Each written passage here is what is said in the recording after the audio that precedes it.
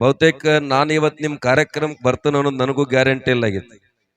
ಆದ್ರೂ ಕೂಡ ಪತ್ರಿಕೆಯನ್ನು ಕೊಡ್ಲಿಕ್ಕೆ ಬಂದಾಗ ಬಹುತೇಕ ನಾನು ನಮ್ಮ ರಾಜ್ಯದ ಮಾಜಿ ಉಪಮುಖ್ಯಮಂತ್ರಿಗಳಾಗ್ತಕ್ಕಂಥ ಈಶ್ವರಪ್ಪ ಸಾಹೇಬರು ನಮಗೆ ಕರೆ ಬಂದಾಗ ಬಹುತೇಕ ನಾನು ನಿಮ್ ಜೊತೆ ಕೂಡ್ತಾನೆ ಇಲ್ಲ ಗೊತ್ತಿಲ್ಲ ಅಂತಕ್ಕಂಥ ಸಂದೇಶ ಕೊಟ್ಟಾಗ ಆದಷ್ಟು ಮಟ್ಟಿಗೆ ಬುದ್ಧಿ ರಾತ್ರಿ ನಮ್ದು 10 ಗಂಟೆ ಆಗ್ತದೆ ನೀವು ಬರ್ಬೋದು ಅಂತಕ್ಕಂಥದ್ದು ಹೇಳಿದಾಗ ಬಹುತೇಕ ನಾನು ಈ ಬೀರೇಶ್ವರನ ಜಾತ್ರೆಗೆ ಬಂದು ಬಹುತೇಕ ಈ ಭಾಗದಲ್ಲಿ ಚಿಂಚಲಿ ಪ್ರಸಿದ್ಧವಾಗಿರ್ತಕ್ಕಂಥ ದನಗಳ ಜಾತ್ರೆ ಕುಂಠಿತ ಆಗಿರ್ತಕ್ಕಂಥ ಸಂದರ್ಭದಲ್ಲಿ ಬಹುತೇಕ ಮೇಕಳಿ ಗ್ರಾಮದ ದನಗಳ ಜಾತ್ರೆ ಎತ್ತರಕ್ಕೆ ಬೆಳಿತಕ್ಕಂಥ ಸುಯೋಗ ಬಂದದ ನೋಡ್ಬೇಕು ಅಂತಕ್ಕಂಥ ಆತುರದಿಂದ ನಾನು ಬಂದಿರತಕ್ಕಂಥದ್ದು. ಅಂತ ಒಂದು ವಿಶೇಷವಾಗಿರ್ತಕ್ಕಂಥ ಜಾತ್ರೆಯನ್ನ ಬಹಳ ಸುಂದರವಾಗಿರ್ತಕ್ಕಂಥ ಮಾತುಗಳೊಂದಿಗೆ ನಮ್ಮನ್ನೆಲ್ಲರನ್ನ ಎಚ್ಚರ ಮಾಡ್ತಕ್ಕಂಥ ಸಂಚಾಲಕರಿಗೆ ಕೂಡ ಶರಣಗಳು ಹೇಳಿ, ಪುಣ್ಯಾತ್ಮರೇ ಬಹಳ ಸುಂದರವಾಗಿರ್ತಕ್ಕಂಥ ಕಾರ್ಯಕ್ರಮವನ್ನ ತಾವೆಲ್ಲ ಆಯೋಜನೆ ಮಾಡಿದಿರಿ. ನಾನ್ ನೋಡಿನ ಲಿಸ್ಟ್ ನಿಮ್ದು ಬಹುತೇಕ ಸಂಗೀತ ಸಿಂಚನಕ್ಕೆ ಪಟ್ಟಿ ಕೊಟ್ಟಿರೋ ಗೊತ್ತಿಲ್ಲ, ಒಟ್ಟಿನ ಮೇಲೆ ಜಾತ್ರೆ ಕೊಟ್ಟಿರೋ ಗೊತ್ತಿಲ್ಲ. ಆದ್ರೆ ನಿಮ್ಮೆಲ್ಲ ಸಂಚಾಲಕರು ನಂದೊಂದು ಕಳಕಳಿ ವಿನಂತಿ ಏನಂತ ಕೇಳಿದ್ರ, ಜಾನಪದ ಹಿಂದಿನ ಜಾನಪದ ಏನಿತ್ತು ನಮ್ ಜನರಲ್ಲಿ ಸಾಮರಸ್ಯ ಇತ್ತು, ಜನರಲ್ಲಿ ಭಾವೈಕ್ಯತೆ ಇತ್ತು, ಜನರಲ್ಲಿ ಭಕ್ತಿ ಮಾರ್ಗವನ್ನು ಕಲಿಸ್ತಕ್ಕಂಥದ್ದಿತ್ತು. ಆ ಜಾನಪದಗಳು ಇತ್ತಂದ್ರೆ ಮಾತ್ರ ಅದಕ್ಕೊಂದು ಬೆಲೆ ಬರ್ತದ. ಇರ್ಲಿಲ್ಲ ಅಂದ್ರೆ ಪುಣ್ಯಾತ್ಮರ ಅರ್ಧ ಬಟ್ಟೆ ಉಟ್ಕೊಂಡು ವೇದಿಕೆ ಮೇಲೆ ಕುಣಿತಕ್ಕಂಥವ್ರು ತಂದಿದಿರಿ ಅಂದ್ರ ಸ್ವಾಮಿಗಳನ್ನ ಯಾಕೆ ಕರೆಸಿ ಹೋಗ್ಯಾರ ತಿಳ್ಕೊಂಡು ನಾಳೆ ನನಗ್ ಕೆಟ್ಟ ಹೆಸರು ತರ್ತಕ್ಕಂಥ ಕೆಲಸ ನಿಮ್ದು ಆಗ್ಬಾರ್ದು. ನಂದೊಂದು ಕಳಕಳಿ ವಿನಂತಿ. ಅವಾಗ ಹೇಳಿದ್ರ ಬಹುತೇಕ ನಿಮ್ಮನ್ನೆಲ್ಲ ಮುಗಿಸೇನ ಅವ್ರನ್ನ ಕರ್ಕೊಂಡ್ ಬರ್ತೀವಿ ಅಂತ ಹೇಳಿದ್ರ. ನಾನು ಮುಗಿಸಿದ್ರು ಚಿಂತಿಲ್ಲ, ಮುಂದ್ ಹೋದ್ರು ಚಿಂತಿಲ್ಲ. ಪತ್ರಿಕೆದೊಳಗೆ ನಿಮ್ ಸಂಗೀತ ಸಿಂಚನ ಕಾರ್ಯಕ್ರಮ ಸಾನ್ನಿಧ್ಯ ಯಾರ್ದೈತೆ ಅಂತ ಕೇಳಿದ್ರೆ ಅಮರೇಶ್ವರ ಸ್ವಾಮಿಗಳು ಹೆಂಗ್ ಹೋದ್ರು ತಿಳ್ಕೊಂಡು ಜನ ನನ್ನನ್ ಕೈ ಮಾಡ್ತಕ್ಕಂಥ ವ್ಯವಸ್ಥೆಗೆ ಹೋಗ್ಬೇಡ. ನನ್ ಕಳಕಳಿ ವಿನಂತಿ ಏನು ಅಂತ ಕೇಳಿದ್ರೆ, ಸಂಸ್ಕಾರ ಉಳಿಬೇಕು, ಸಂಸ್ಕೃತಿ ಬೆಳಿಬೇಕು. ನಮ್ ಭಾರತ ದೇಶ ವಿಶ್ವದಲ್ಲಿ ಎಲ್ಲ ಸರ್ಗೆಲ್ಲ ಗೊತ್ತಿರ್ತಕ್ಕಂಥ ವಿಶ್ವದ ಪುಟಗಳನ್ನು ತೆಗೆದು ನೋಡಿದಾಗ, ನಕಾಸಿಯಲ್ಲಿ ನೋಡಿದಾಗ ವಿಶ್ವದಲ್ಲಿ ಭಾರತ ದೇಶಕ್ಕೆ ಮಾತ್ರ ಮಾತೆ ಅಂತ ಕರೀತಾರ. ಭಾರತ್ ಮಾತಾಕೆ ತಿಳ್ಕೊಂಡು ಮತ್ಯಾವ ದೇಶಕ್ಕೆ ಕರೀದಿಲ್ಲ.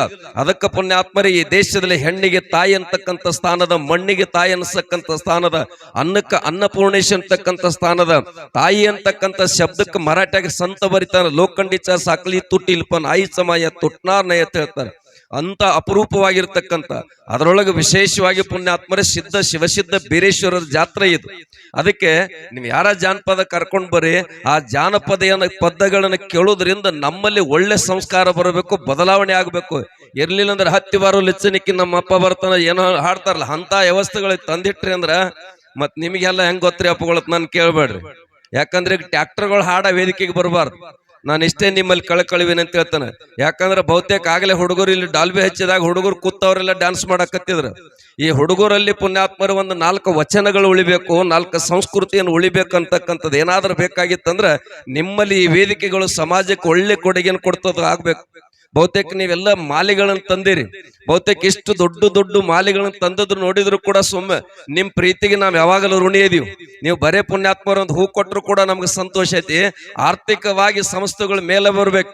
ಬಹುತೇಕ ಈ ಭಾಗದಲ್ಲಿ ನಾನು ಬಹಳ ದೂರ ಸಂಚಾರ ಮಾಡ್ತಕ್ಕಂಥ ಸಂದರ್ಭದಾಗ ಭವ್ಯ ದನಗಳ ಜಾತ್ರೆನ ಆರಂಭ ಮಾಡಿದೆ. ಎಲ್ಲಾದ್ರೂ ನೋಡಿದ್ರೆ ಅದು ಮೇಕಳಿ ಗ್ರಾಮ ಅಂತಕ್ಕಂಥದನ್ನ ಬೀರೇಶ್ವರ ಜಾತ್ರೆ ಅಂತಕ್ಕಂತ ಹೇಳ್ತಾ ಇದ್ದೀನಿ. ನಾನು ಬಹಳ ಮೊದಲು ಪ್ರಾರಂಭಕ್ಕೆ ಈ ಊರೊಳಗೆ ಪ್ರವಚನ ಬಂದಾಗ ಈ ಗುಡಿ ಏನೋ ಕಾಂಪೌಂಡ್ ಆಗಿಲ್ಲಾಗಿತ್ತು.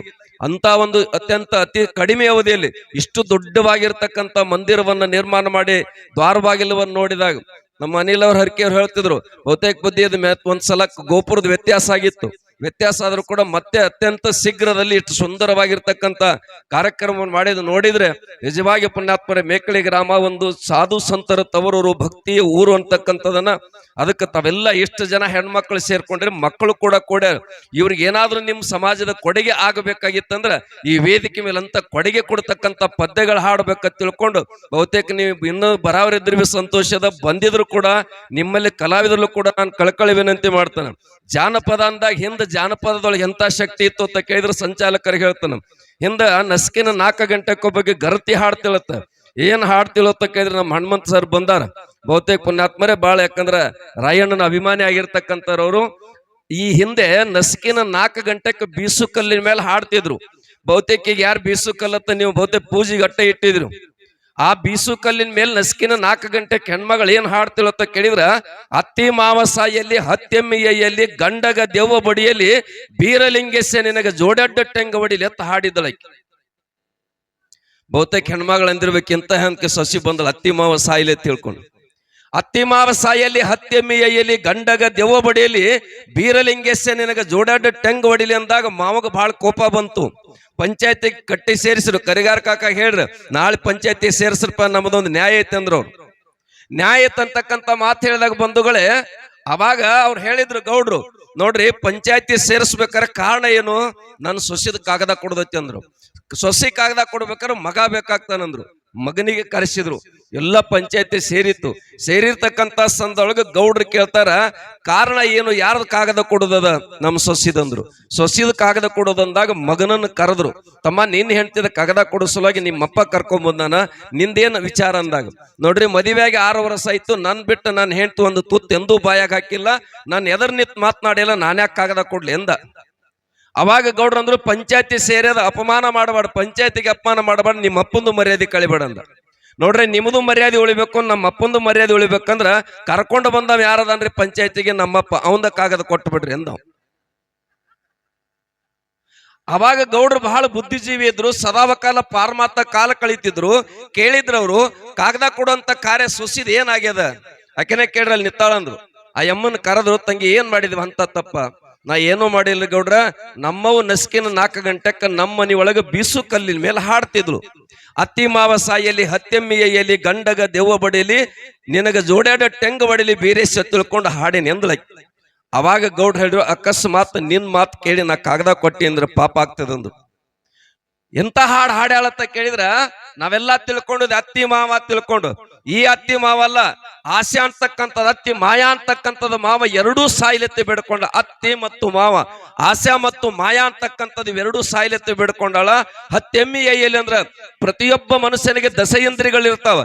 ಆ ದಶೇಂದ್ರಿಗಳು ವಶ ಮಾಡಿಕೊಂಡು ನನ್ನ ಗಂಡಗೆ ದೇವ್ ಎಂತಾದ ಬಡಿಬೇಕಂತ ಕೇಳಿದ್ರೆ ಹಗಲಿರುಳು ಬೀರಲಿಂಗೇಶ ಅಂತಕ್ಕಂಥ ನಾಮದ ದೇವ್ ಬಡಿತ, ನಿನಗೆ ಹುಟ್ಟು ಮತ್ತು ಸಾವು 2 ಟೆಂಗಿನ ಕೈ ಬಡಿತಾನಂದ್ರತ್ತ.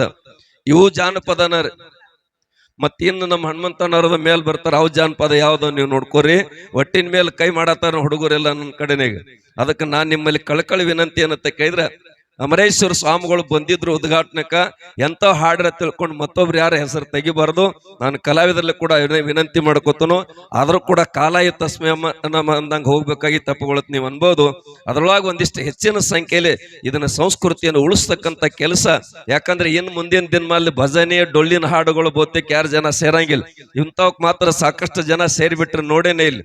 ಬಹಳ ಸಂತೋಷದ. ಆ ಕಲಾವಿದರು ಉಳಿಬೇಕು, ಕಲಾವಿದರು ಕೂಡ ಎತ್ತರಕ್ಕೆ ಬೆಳಿಬೇಕು. ಪುಣ್ಯಾತ್ಮರ ಕಲೆಗಾಗಿ ತಮ್ಮ ಉಸಿರನ್ನ ಬದುಕನ್ನ ಕಟ್ಕೊಟ್ಟಿರ್ತಕ್ಕಂಥ ಅಂತ ಕಲೆ ಉಳಿಬೇಕಾಗಿತ್ತಾರೆ. ಅದರೊಳಗೆ ಒಂದಿಷ್ಟು ಆಧ್ಯಾತ್ಮದನ್ನು ಬೆರೆಸ್ಕೊಂಡು ನಮ್ಮ ಸಂಸ್ಕೃತಿಯನ್ನು ಉಳಿಸ್ಕೊಂಡು ಹೋಗ್ತಕ್ಕಂಥ ಕೆಲಸ ಈ ಸಂಸ್ಥೆ ಒಂದು ಬೀರೇಶ್ವರರ ಜಾತ್ರಾ ಮಹೋತ್ಸವದ ಮುಖೇನ ಈ ನಾಡಿಗೆ ಒಂದು ಹೊಸ ಸಂದೇಶವನ್ನು ಕೊಡ್ತಕ್ಕಂಥ ಕಾರ್ಯ ನಮ್ಮ ಕಲಾವಿದರಿಂದ ಆಗ್ಬೇಕು ಅಂತಕ್ಕಂಥ ಮಾತನ್ನ ಹೇಳ್ಬೇಕಾಗ್ತದ.